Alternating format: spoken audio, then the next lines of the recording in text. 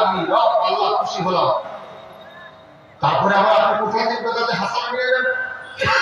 এই বেদাতে হাসান আজকে মাজারে নিয়ে গেছে, এই বেদাতে হাসানা আজকে সিরিকে নিয়ে গেছে, এই বেদাতে হাসানা নাজার ওসিলাতে নিয়ে গেছে, এই বেদাতে হাসানা আরো আরো কত জাতের তসবি বানিয়েছে। এই বেদাতে হাসানা একটা পাপী পাপিষ্ঠ গুনাহগার নাপাক ব্যক্তিকে আল্লাহ ওলি বানিয়েছে। আপনি জানেন? যখন এই আয়াত অবতীর্ণ হয়, আবু বকর সিদ্দিক চোখে পানি ফেলছে। তোমার ফারুক বলছে যে ভালো খবর, এত সুসংবাদ দিলেন আল্লাহ রাব্বুল, তুমি কাঁদছো কেন? বলছে আমার কান্দার কারণ বেলেগ। আর যখন দিন পরিপূর্ণ হয়ে গেছে তখন এই নবীর আমাদের আর প্রয়োজন, আল্লাহর প্রয়োজন নাই, তাকে উঠায় নেবে, সেই দরজা আমি বেদনায় কাঁদছি।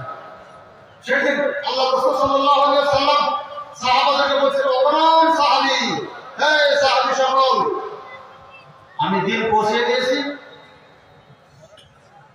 জি হ্যাঁ, বলা ইয়া রাসূলুল্লাহ, হালা বাল্লাহ রিসালাতি, আমি কি দিন পৌঁছে দেই নাই?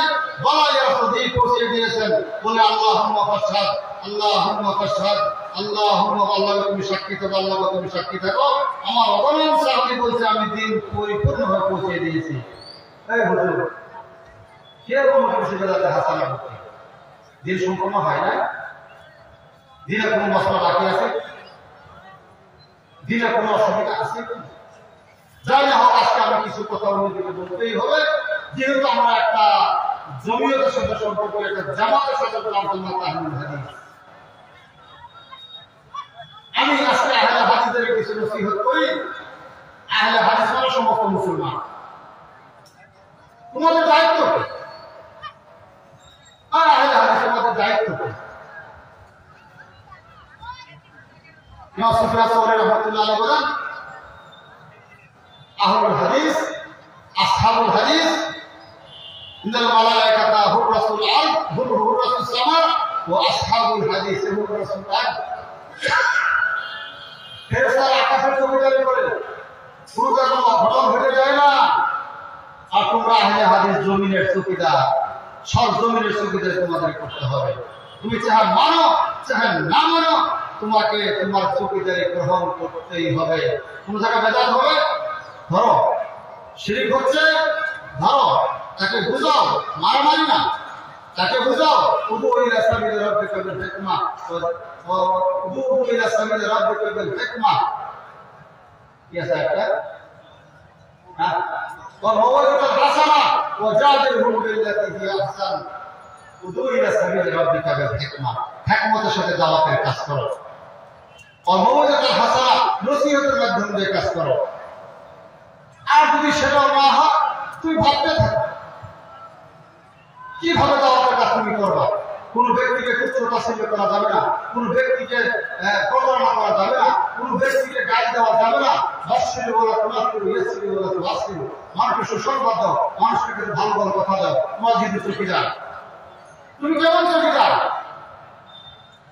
কেমন চৌকিদার? ইমাম সাহাবী রাদিয়াল্লাহু বলেন, আহলুল হাদিস হুম আহলুন নবী। এই সমগ্র আহলে হাদিস, আরবি আহলে হাদিস ভাইরা, সবাইকে সম্বোধন করছি। আহলুল হাদিস হুম আহলুন নবী। যারা আহলে হাদিস তারা আহলে নবী, নবীওয়ালা। ওয়াইল্লাম ইয়াসহাবু নাফসাহু আনফাসাহু সাহাবুহু। যারা নবীকে প্রত্যক্ষভাবে সরাসরি ডাইরেক্ট দেখেনি, তারা তার সিরাত, তার আকীদা, তার মানহাজ, তার আকীদা, তার উসলুব, তার চরিত্র সব তারা জানেন। ওই আহলুল হাদিস হুম আহলুন নবী। এখন বলছেন, সালামি আলা আহলিল হাদিস ফাইন্নানি, সালামুন আলা আহলিল হাদিস ফাইন্নানি। পৃথিবীর সব মুসলমান আহলে হাদিসদেরকে আমি সালাম জানাইলাম। আহলে হাদিস কারা?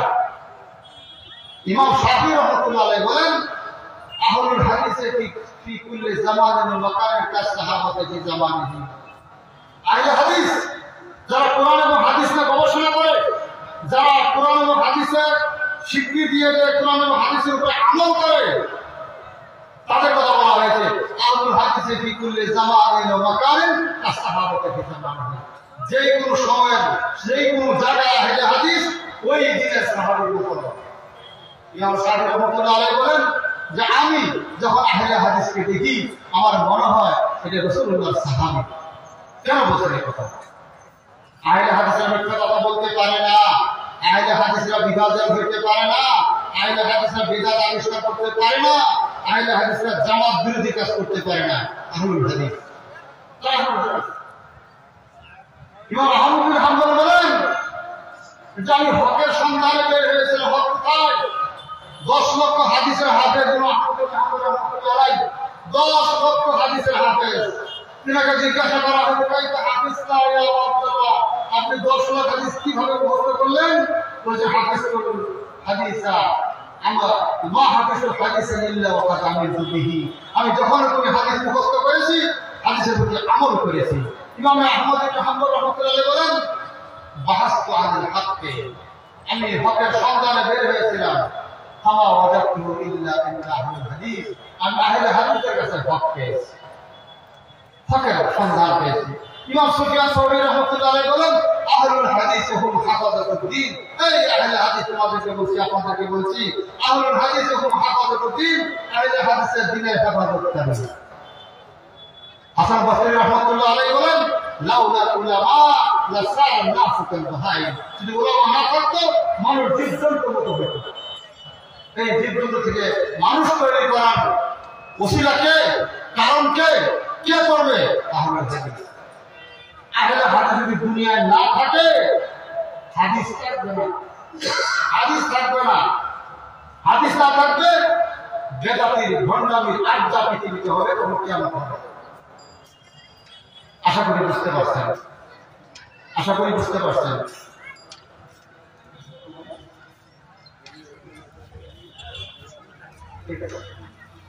আহলুল হাদিস ওয়া আহলুন নবী, ইমাম তিরমিজির বই সুনান তিরমিজি, এই বই সম্পর্কে মুহাদ্দিসেরা কেন বলেন মান কানা ফি বাইতিহি সুনান তিরমিজি ফাকান্নাহু ফি বাইতিহি নবিয়্যুন ইয়াতাকাল্লাম, যেই বাড়িতে যেই ঘরে ইমাম তিরমিজির গ্রন্থ সুনান তিরমিজি আছে সেই বাড়িতে যেমন নবী করিম সাল্লাল্লাহু আলাইহি ওয়াসাল্লাম কথা বলতেছেন। আহলুল হাদিস তারা সনদবিহীন কথা বলে না, সনদ নিয়ে কথা বলে। আর আমি সমস্ত মানুষকে, এই হাজারো মানুষকে আমি আজকে একটা কথা আহ্বান বলছি, যে কথা ইবনে আব্দুল্লাহ বিন মুবারক রাহমাতুল্লাহ আলাইহি বলেছিলেন উনদুরু ইন্না হাযাল ইলমা দীনুন ফানদুরু মান তাখুযুনা দীনাকুম, এটা হলো দ্বীন, এই ইলমটা হচ্ছে দ্বীন। ফানদুরু মান তাখুযুনা দীনাকুম, অতএব তোমরা দেখো যে দ্বীনটা সেই লোকটা যার দ্বীন শিখে সেই লোকটা কেমন।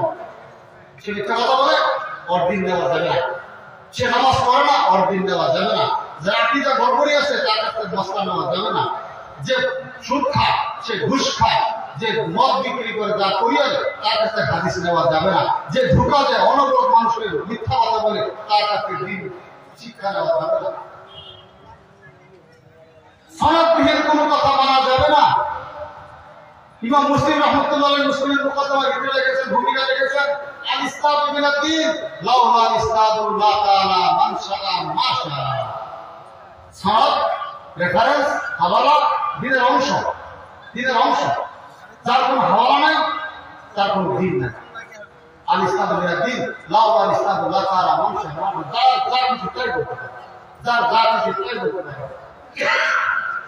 হাদিসের গ্রন্থ ভারত উপমহাদেশে 6টা এমন গ্রন্থ আছে যে 6 গ্রন্থ না পড়লে টাইটেল দেওয়া, সার্টিফিকেট দেওয়া হয় না। সেই 6 গ্রন্থ কি? বুখারী, মুসলিম, আবু দাউদ, তিরমিজি, নাসাই। আমি যদি বলি কেউ খারাপ পাবেন না, আমি খারাপ কথা জানি না। বুখারী শরীফ মসজিদে বসে থেকে খতম করেন এই হুজুররা, হুজুর সম্প্রদায়, তোমাদের কথা আমাদের নবী কি বলছেন, আল্লাহ কি বলছেন বলে আল্লাহদের কথা।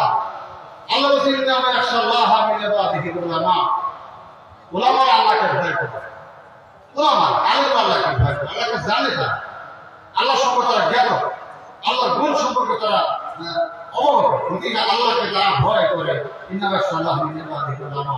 এই মুফতিয়ানে কেরাম, এই মাদানী হুজুর, এই সমস্ত হুজুর সম্প্রদায়কে আমি বলি তোমাদের সম্পর্কে আমাদের সম্পর্কে আমার নবী কি বলেছেন।